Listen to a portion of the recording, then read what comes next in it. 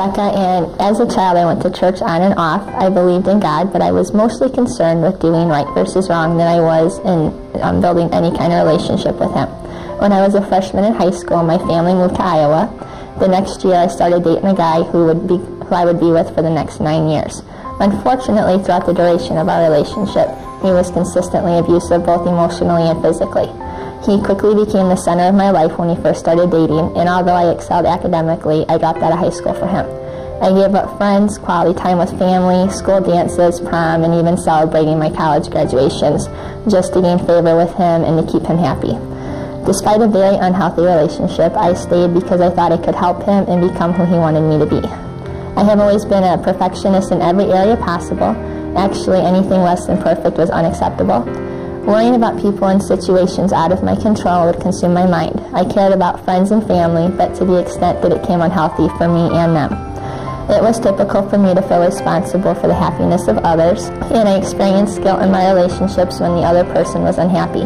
I was actually on the verge of marrying this man in my life just because he said it would make him happy. From the outside, my life appeared ideal. By the age of 20, we built a brand new 3-bedroom house. I opened my own business in Dyersville by the age of 21. We had 2 beautiful children by the time I was 23, not to mention I was still with my high school sweetheart. What girl doesn't dream of being engaged by the age of 16? It all sounded and looked good. In 2005, God used a now close friend of mine to begin showing me that He had better plans for my life. I could have more than something that just looked good on the outside. Jesus became real and personal to me in April of 2006, 2 months after I first attended the Bridge.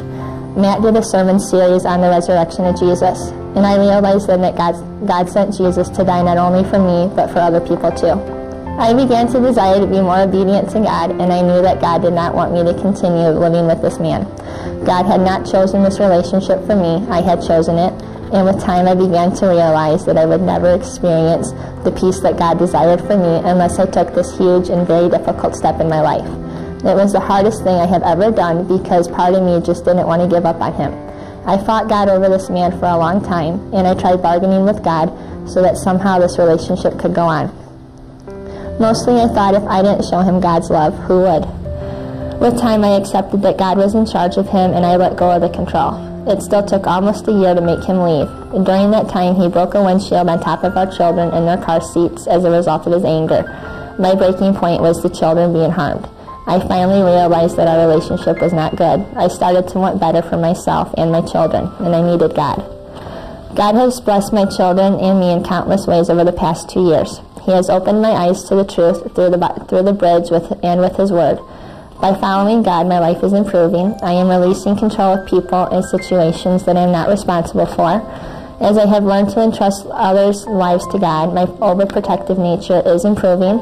I have also begun to turn over all my excessive worrying to Him, and God has recently tested me in these areas as it became a possibility that my children would have unsupervised overnight visits with their dad.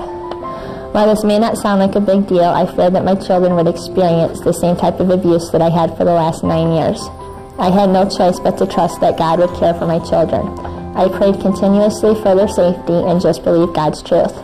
Jeremiah 29:11 says, "For I know the plans I have for you, declares the Lord, plans to prosper you and not to harm you, plans to give you hope in a future." I trusted God and let Him carry me through this hard and difficult time.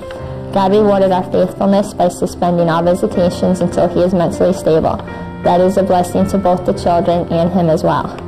I am also learning to value myself. I am God's child, and I am chosen by Him.